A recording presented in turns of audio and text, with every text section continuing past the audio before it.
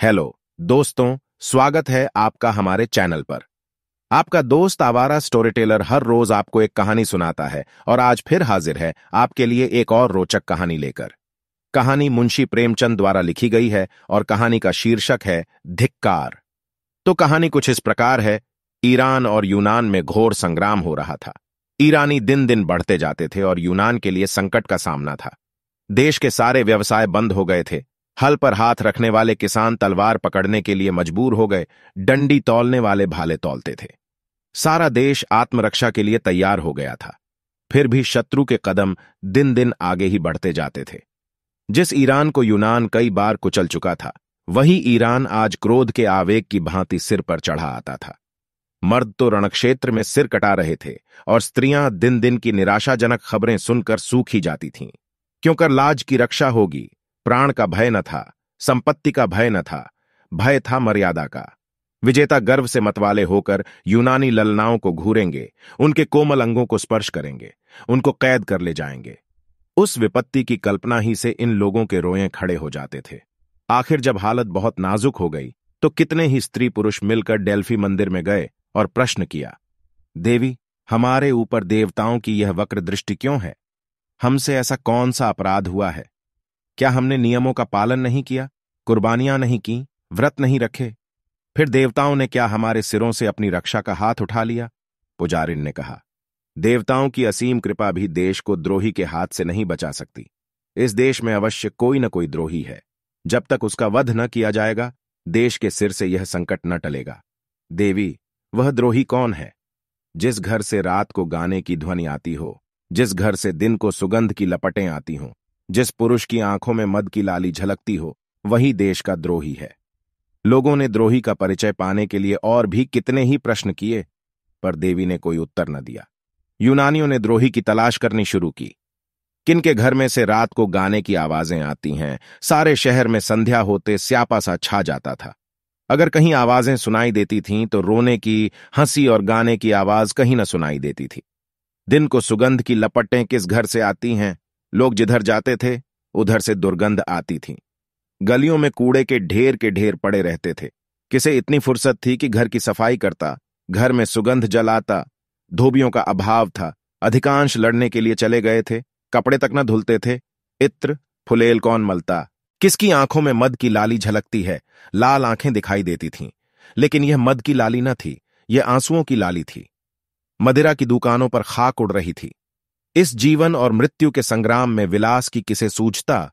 लोगों ने सारा शहर छान मारा, लेकिन एक भी आंख ऐसी नजर न आई जो मद से लाल हो। कई दिन गुजर गए। शहर में पल पल पर रणक्षेत्र से भयानक खबरें आती थीं और लोगों के प्राण सूखे जाते थे।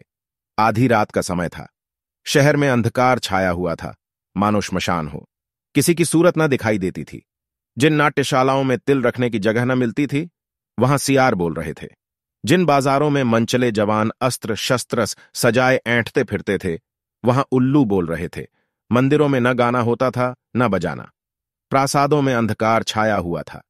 एक बूढ़ा यूनानी, जिसका इकलौता लड़का लड़ाई के मैदान में था, घर से निकला और न जाने किन विचारों की तरंग में देवी के मंदिर की ओर चला।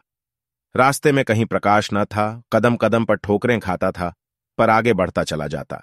उसने निश्चय कर लिया था कि या तो आज देवी से विजय का वरदान लूंगा या उनके चरणों पर अपने को भेंट कर दूंगा। सहसा वह चौंक पड़ा। देवी का मंदिर आ गया था और उसके पीछे की ओर किसी घर से मधुर संगीत की ध्वनि आ रही थी। उसको आश्चर्य हुआ, इस निर्जन स्थान में कौन इस वक्त रंगरेलियां मना रहा है? उसके पैरों में परसे लग गए। मंदिर के पिछवाड़े जा पहुंचा। उसी घर से जिसमें मंदिर की पुजारिन रहती थी, गाने की आवाजें आती थीं। वृद्ध विस्मित होकर खिड़की के सामने खड़ा हो गया। चिराग तले अंधेरा, देवी के मंदिर के पिछवाड़े यह अंधेर। बूढ़े ने द्वार से झांका। एक सजे हुए कमरे में मोमबत्तियां झाड़ों में जल रही थीं। साफ सुथरा फर्श बिछा हुआ था और एक आदमी मेज पर बैठा हुआ गा रहा था। मेज पर शराब की बोतल और प्यालियां रखी हुई थीं। दो गुलाम मेज के सामने हाथ में भोजन के थाल लिए खड़े थे, जिनमें से मनोहर सुगंध की लपटें आ रही थीं। बूढ़े यूनानी ने चिल्लाकर कहा, यही देशद्रोही है, यही देशद्रोही है। मंदिर की दीवारों ने दोहराया, द्रोही है। बगीचे की तरफ से आवाज आई, द्रोही है। मंदिर की पुजारिन ने घर में से सिर निकालकर कहा, हां, द्रोही है, यह देशद्रोही उसी पुजारिन का बेटा पासोनियस था। देश में रक्षा के जो उपाय सोचे जाते, शत्रुओं का दमन करने के लिए जो निश्चय किए जाते, उनकी सूचना वह ईरानियों को दे दिया करता था।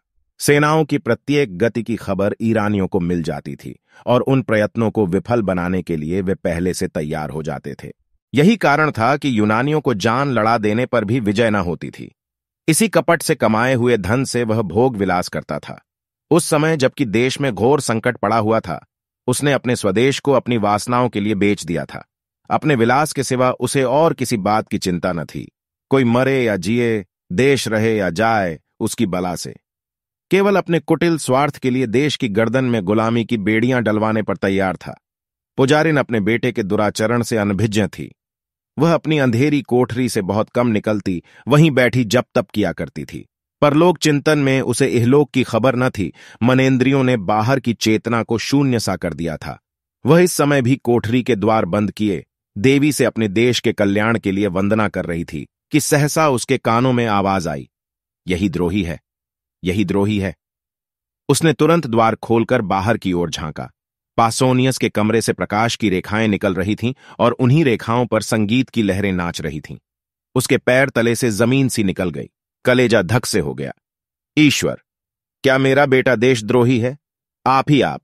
किसी अंतः प्रेरणा से पराभूत होकर वह चिल्ला उठी, हां, यहां देशद्रोही है। यूनानी स्त्री पुरुष झुंड के झुंड उमड़ पड़े और पासोनियस के द्वार पर खड़े होकर चिल्लाने लगे, यही देशद्रोही है। पासोनियस के कमरे की रोशनी ठंडी हो गई। संगीत भी बंद था, लेकिन द्वार पर प्रतिक्षण नगरवासियों का समूह बढ़ता जाता था और रह रहकर सहस्रों कंठों से ध्वनि निकलती थी, यही देशद्रोही है। लोगों ने मशालें जलाईं और अपने लाठी डंडे संभालकर मकान में घुस पड़े। कोई कहता था, सिर उतार लो। कोई कहता था, देवी के चरणों पर बलिदान कर दो। कुछ लोग उसे कोठे से नीचे गिरा देने पर आग्रह कर रहे थे। पासोनियस समझ गया कि अब मुसीबत की घड़ी सिर पर आ गई। तुरंत जीने से उतरकर नीचे की ओर भागा और कहीं शरण की आशा न देखकर देवी के मंदिर में जा घुसा। अब क्या किया जाए? देवी की शरण जाने वाले को अभय दान मिल जाता था। परंपरा से यही प्रथा थी। मंदिर में किसी की हत्या करना महापाप था, लेकिन देशद्रोही को इतने सस्ते कौन छोड़ता? भांति भांति के प्रस्ताव होने लगे। सुअर का हाथ पकड़कर बाहर खींच लो, ऐसे देशद्रोही का वध करने के लिए देवी हमें क्षमा कर देंगी। देवी, आप उसे क्यों नहीं निकल जाती? पत्थरों से मारो, पत्थरों से। आप निकलकर भागेगा। निकलता क्यों नहीं रे कायर? वहां क्या मुंह में कालिख लगाकर बैठा हुआ है? रात भर यही शोर मचता रहा और पासोनियस न निकला। आखिर यह निश्चय हुआ कि मंदिर की छत खोदकर फेंक दी जाए और पासोनियस दोपहर की तेज धूप और रात की कड़ाके की सर्दी से आप ही आप अकड़ जाए। बस फिर क्या था? आन की आन में लोगों ने मंदिर की छत और कलश ढा दिए। अभागा पासोनियस दिन भर तेज धूप में खड़ा रहा। उसे जोर की प्यास लगी, लेकिन पानी कहां। भूख लगी, पर खाना कहां। सारी जमीन तवे की भांति जलने लगी, लेकिन छाह कहां। इतना कष्ट उसे जीवन भर में न हुआ था। मछली की भांति तड़पता था और चिल्ला चिल्लाकर लोगों को पुकारता था, मगर वहां कोई उसकी पुकार सुनने वाला न था। बार बार कसमें खाता था कि अब फिर मुझसे ऐसा अपराध न होगा, लेकिन कोई उसके निकट न आता था। बार बार चाहता था कि दीवार से टकराकर प्राण दे दे, लेकिन यह आशा रोक देती थी कि शायद लोगों को मुझ पर दया आ जाए।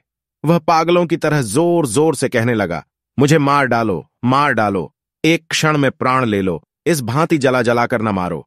ओ हत्यारो, तुमको जरा भी दया नहीं। दिन बीता और रात, भयंकर रात आई। ऊपर तारागण चमक रहे थे, मानो उसकी विपत्ति पर हंस रहे हों। ज्यों ज्यों रात भीगती थी, देवी विकराल रूप धारण करती जाती थी। कभी वह उसकी ओर मुंह खोलकर लपकती, कभी उसे जलती हुई आंखों से देखती। उधर क्षण क्षण सर्दी बढ़ती जाती थी। पासोनियस के हाथ पांव अकड़ने लगे, कलेजा कांपने लगा। घुटनों में सिर रखकर बैठ गया और अपनी किस्मत को रोने लगा। कुर्ते को खींचकर कभी पैरों को छिपाता, कभी हाथों को, यहां तक कि इस खींचातानी में कुर्ता भी फट गया।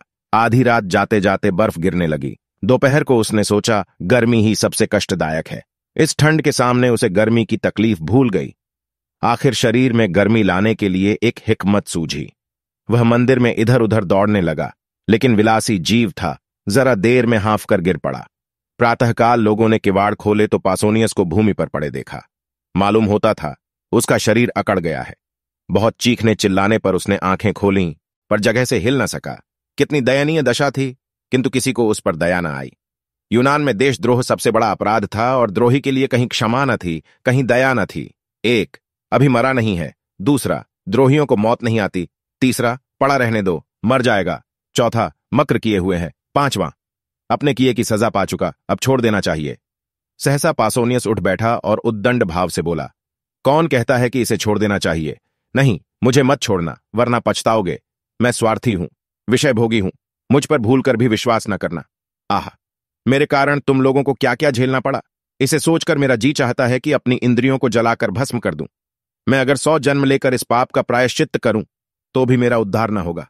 तुम भूल कर भी मेरा विश्वास न करो। मुझे स्वयं अपने ऊपर विश्वास नहीं। विलास के प्रेमी सत्य का पालन नहीं करते। मैं अब भी आपकी कुछ सेवा कर सकता हूं। मुझे ऐसे ऐसे गुप्त रहस्य मालूम हैं जिन्हें जानकर आप ईरानियों का संहार कर सकते हैं। लेकिन मुझे अपने ऊपर विश्वास नहीं है और आपसे भी यह कहता हूं कि मुझ पर विश्वास न कीजिए। आज रात को देवी की मैंने सच्चे दिल से वंदना की है और उन्होंने मुझे ऐसे यंत्र बताए हैं जिनसे हम शत्रुओं को परास्त कर सकते हैं।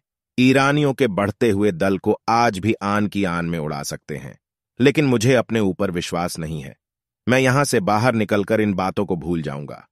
बहुत संशय है कि फिर ईरानियों की गुप्त सहायता करने लगूं, इसलिए मुझ पर विश्वास न कीजिए। एक यूनानी, देखो देखो क्या कहता है।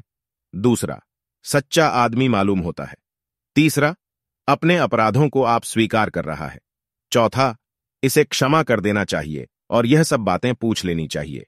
पांचवां, देखो, यह नहीं कहता कि मुझे छोड़ दो, हमको बार बार याद दिलाता जाता है कि मुझ पर विश्वास न करो।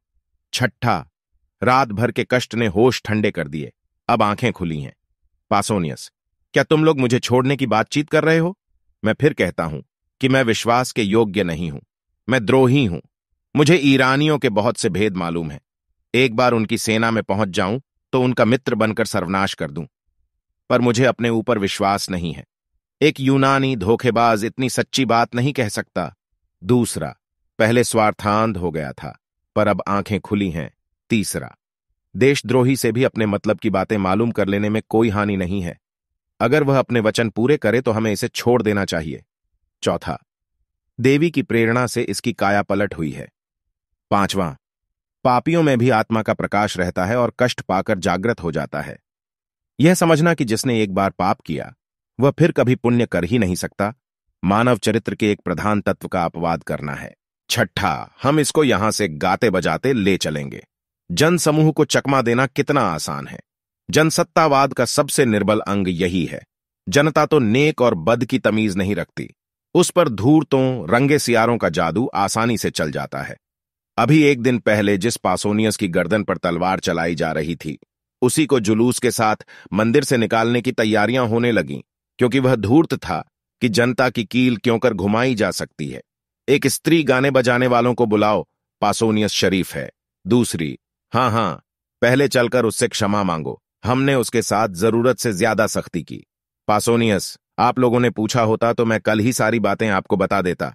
तब आपको मालूम होता कि मुझे मार डालना उचित है या जीता रखना। कई स्त्री पुरुष, हाय हाय, हमसे बड़ी भूल हुई। हमारे सच्चे पासोनियस।